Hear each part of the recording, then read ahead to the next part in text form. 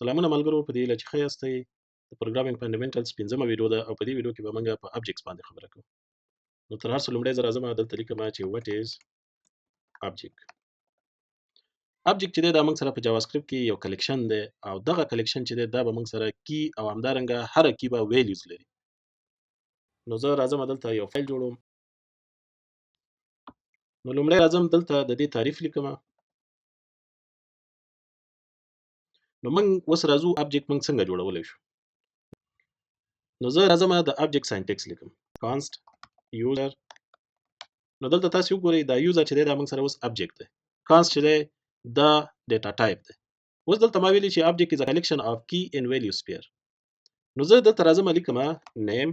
اوس دا name موږ سره دا کی ده. دا د دې کی ویلیو ده. نو زه دلته راځم احمد لیکم. یعنی د دې کی ویلیو موږ سره اوس احمد. نو collection څنګه جوړو؟ دلته age لیکم 25. همدارنګه دلته زه لیکم is admin true.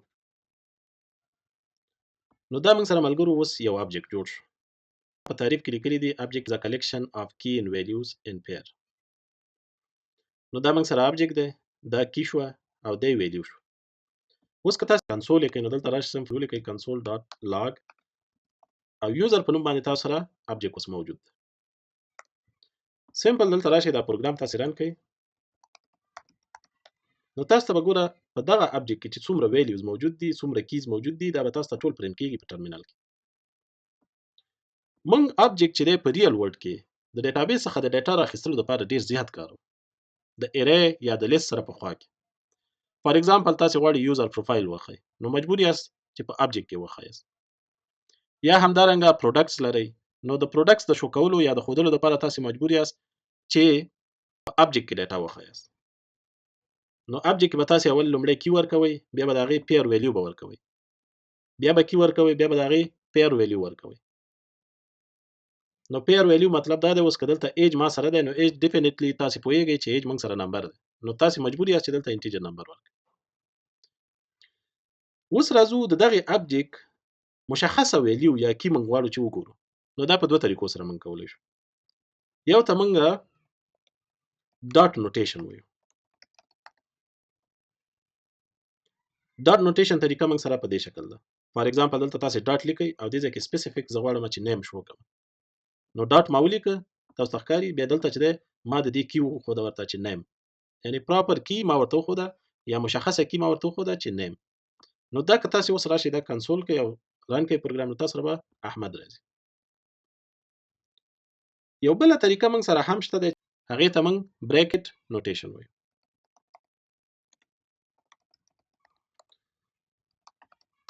console.log.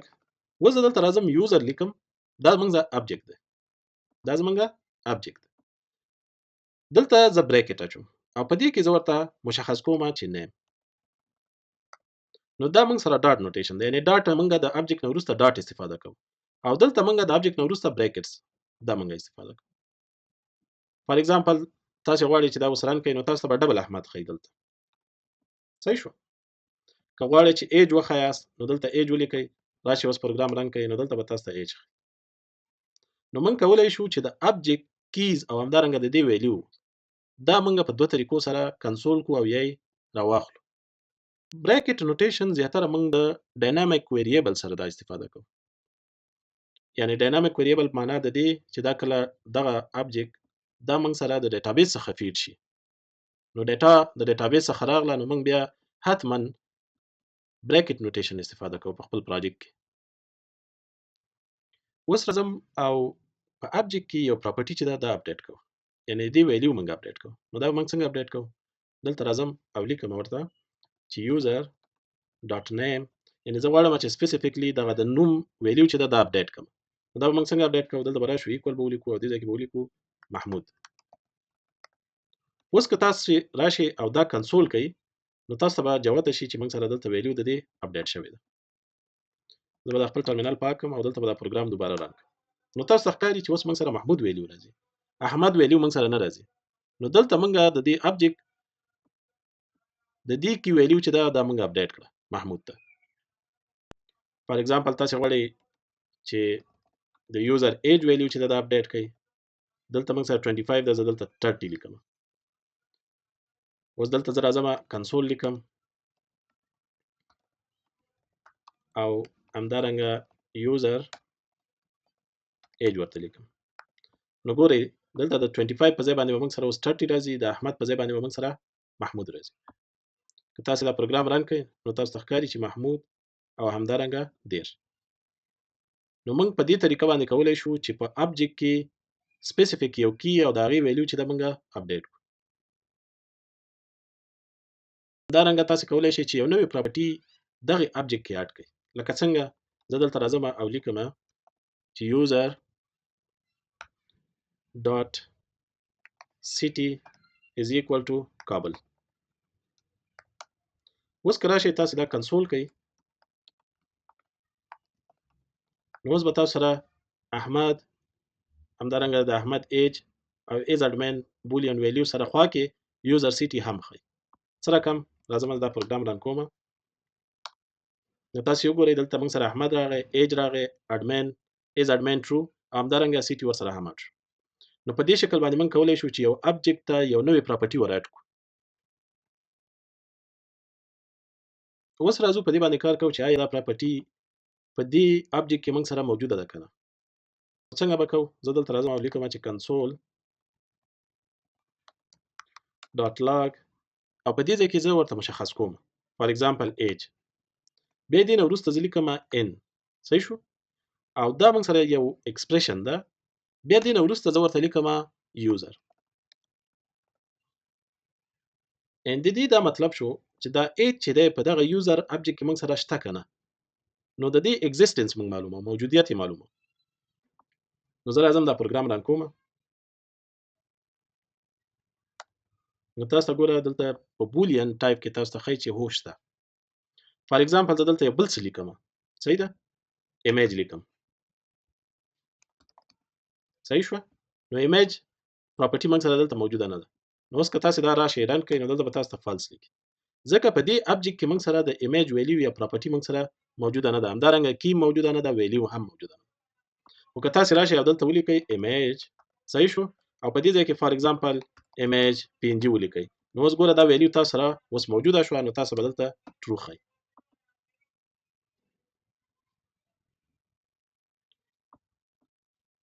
نو د موجودیت لپاره موږ په دغه طریقه باندې کولای شو چې په ابجیکټ کې یو پراپرټي وښیو چې شته که نشته بیا دې لپاره موږ یو بل فنکشن هم لرو نو زه دلته راځم او لیکم console dot log دغه فنکشن موږ سره د has own پراپرټي په نوم باندې ده لکه څنګه زه دلته لیکم user dot has own او دې نه وروسته زه لیکم پراپرټي او په دې کې چې زه ورته کی یا پراپرټي ورته مشخص کوم چې آیا دا شته که نشته نو زه دلته لیکم نیم نو اوس که تاسو راشئ او دا پروګرام رن کړئ نو تاسو ته به دلته لیکي چې ټرو ځکه نیم ویلیو چې دا موږ سره شته کنه همدارنګه کی هم موږ سره شته نو په دې شکل باندې موږ کولای شو چې په ابجیکټ کې یو پراپرټي ایگزیسټنس معلوم کړو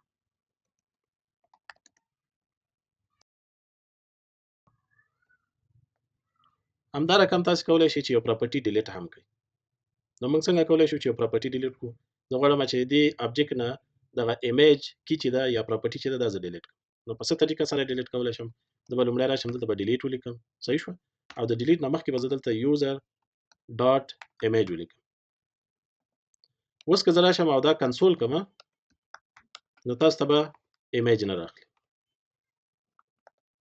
خو دلته موږ سره دا ایمیج چې دا یو پراپرټي ده صحیح شو یو کی دا ویلیو هم لري خو که زه دا پروګرام چې ترن کوم په دې شکل باندې نو تاسو ته به اوس دا ایمیج پکې نه ښایي ترمینل کلیر کوم دلته دا پروګرام دوباره رن نو تاسو ته ښکاري چې احمد یې راواخیسته همدارنګه ایج یې راواخیستی ده او دلته چې دی رول راواخیسته چې آیا دا اډمن دی که نه که تاسو راشئ او دا دلته کمنټ کوئ او اوس دا پروګرام رن کوئ نو تاسو سره به دلته پوره کیز به هم ښایي تاسو سره همدارنګه پوره ویلیوز به هم تاسو سره یعنې ټول پراپرټیز موږ سره موجود دي اوس په دې ابجیکټ که چېرته تاسو غواړئ چې یو مشخص پراپرټي ډیلیټ کړئ یا یو مشخص کی ډیلیټ کړئ نو په دې شکل باندې کولای شئ چې دا ډیلیټ کړئ اوس راځو په نیسټډ ابجیکټ باندې موږ کار کوو nested object مطلب دا دی چې په دې object کې موږ سره یو څه نور object موجود دي. فار ایگزامپل زه دلته راځم او په دې ځای کې چې دی زه لیکم address. صحیح شو؟ او دې address کې چې دی زه ورته ورکوم فار ایگزامپل city کابل او همدارنګه تاسو لیکلی شئ zip code. صحیح ده؟ دلته دا یو نمبر ولیکئ، دا zip code شو. اوس هدف دا و چې موږ nested object څنګه جوړولی شو په یو object. نو دا موږ سره parent object دی. صحیح ده؟ په دې کې د address چې دی دا موږ سره nested object دی. یعنی په دې user object کې موږ سره nested object address راغی او دا بیا خپل property یا key همدارنګه values لري.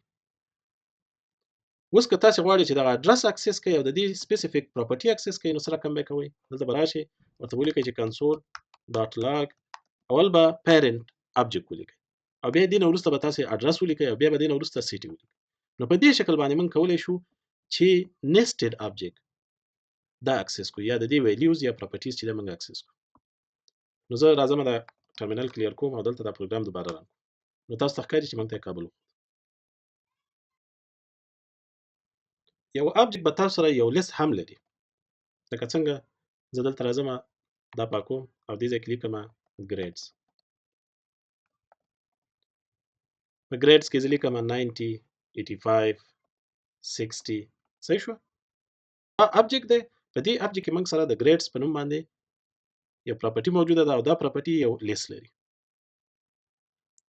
نو اوس راځو موږ غواړو چې دغه grades چې دی دا اکسس کو. نو څه رقم به اکسس کوو؟ نو دلته به راشو console.log یوزر ولیکئ او بیا په دې کې grades ولیکئ. اوس که دا پروګرام تاسو چېرته رن کړئ نو تاسو سره به دلته 90 85 60 ټول لیست به تاسو سره راښکاره شي. خو که تاسو وایئ چې نه زه مشخص یو انډکس غواړم چې دا وښایم نو څه رقم به یې ښیو؟ دلته به راشو او دې ځای کې به موږ ورته انډکس ذکر کړو. نو که چېرته تاسو په انډکس باندې نه پوهیږئ په لیست کې نو تاسو درېیمې ویډیو ته مراجعه وکړئ، هلته به انشاءالله په مکمل ډول باندې پوه شئ. نو اوس که زه دا پروګرام دوباره رن کړم دلته ماته فقط 90 ښیي. صحیح شو؟ خو که تاسو غواړئ چې نه زه غواړم چې دا 60 ویلیو دا وګورم نو دلته به راشئ 2 به ولیکئ. ولې زه 3 نه لیکم؟ په دې خاطر باندې چې د ارې یا د لیست انډکس چې دی دا سټارټ د 0 نه اخلي. اوس به راشو دا پروګرام به دوباره رن کړو نو دلته موږ ته 60 ښیي. نو هدف دا و چې موږ کولی شو چې په object کې لیست یا ارې چې دی هم وښیو یا پراپرټي ورته ورکړو. نو دا د نن ورځې درس و. تر بل درسه د خدای په امان.